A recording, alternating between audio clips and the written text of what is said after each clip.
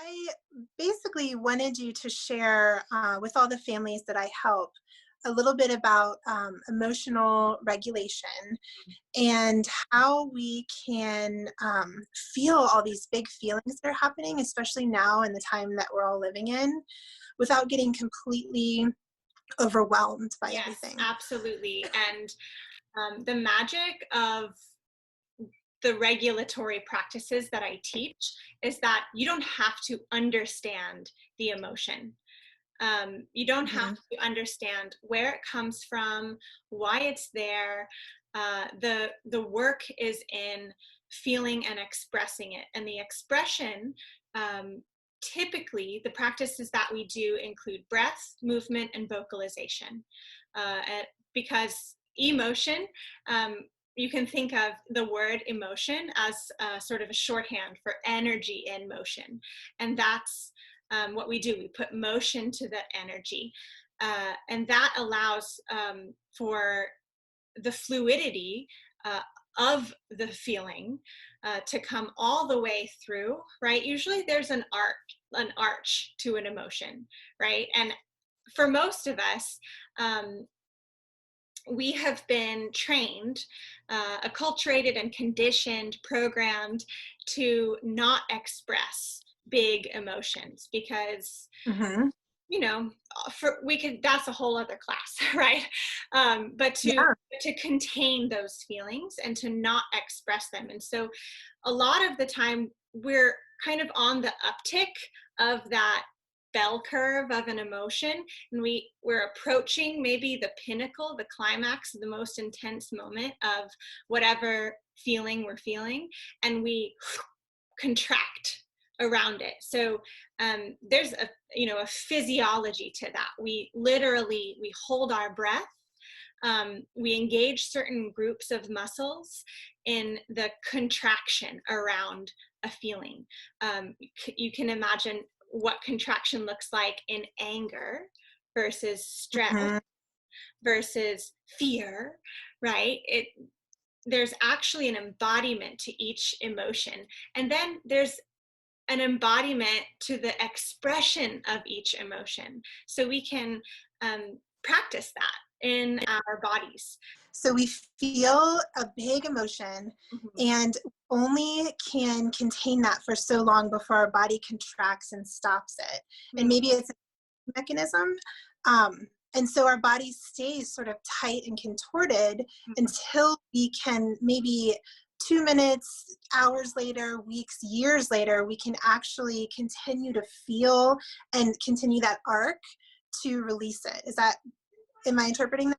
Absolutely. Or Okay. we never do and we get sick, Right.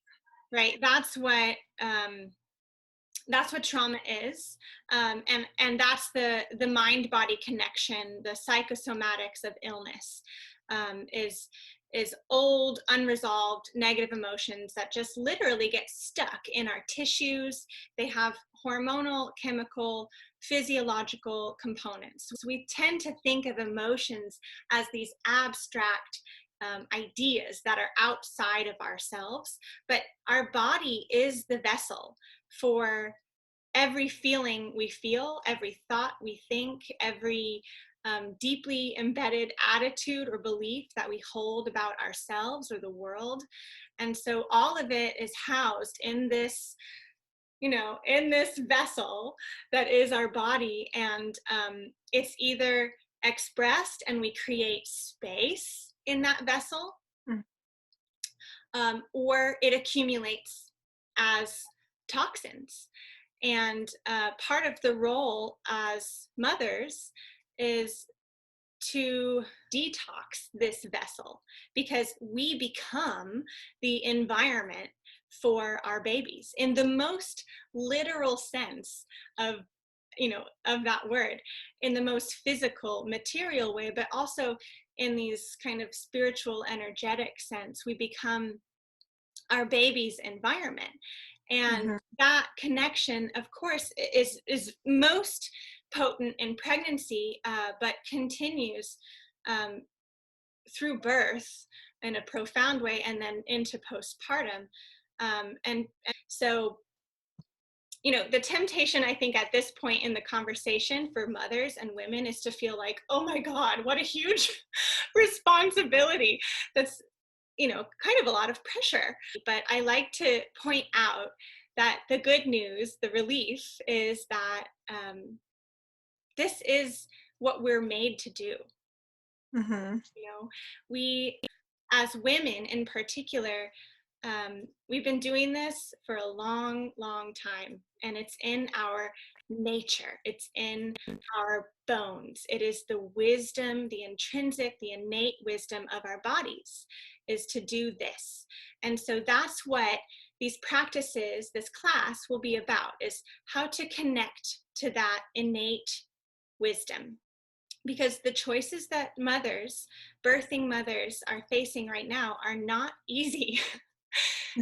They're very complex, but ultimately, choices that support a woman's felt sense of safety, and to know what that is, she has to know what that feels like, are the choices that are going to create, sustain, and nourish life. Because if she feels safe and good, that is going to translate into her baby's nervous system, body, health, immune system, life, Mattie, right? It's like, thank you so much, Mattie, for being here, for all the families that, I get to support in this city. And, we're really looking forward to meeting with you in a few weeks so that you can share a little bit more. mm-hmm. Yeah, I'm really looking forward to it too. Okay. Bye. See you soon. Much. Okay.